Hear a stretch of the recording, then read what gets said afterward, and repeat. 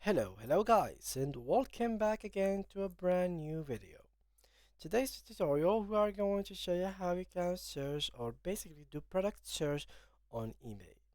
This is a very necessary thing that every single eBay seller needs to have, and this will help you to know which kind of product you will need to be selling on the market, which one is trending, and which one is not doing well. Now, first of all, we need to think of a problem, and the problem needs to be that comes with the current state of the world. For example, if you are living in a country that has, for example, a lot of like bugs going around and incidents and stuff like that, then this is a problem that you can fix within your country. So the product that you must be selling is something that can find a solution for this thing. So this is exactly what I mean with the product solution. Now, in our case, I'm just going to show you things in general.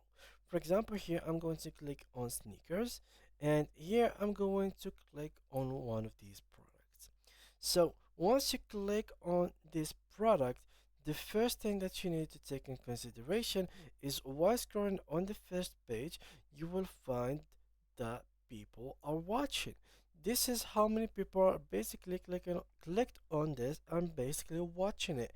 So they are interested in it. So this is really interesting since some of these might look nice to you. You will be like, oh, this shoe look nice, but it really doesn't depend on what you like and what you think is nice, but what the market thinks is nice. So here, for example, we have this thing.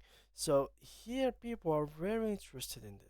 So take in consideration, maybe because this is like he has like 100 pairs, so people would love to have it. But this one is simple, one shoe for 13 watch, and it has this picture. So in case you had something like similar to that, you might be actually trying to sell it and having a lot of profit.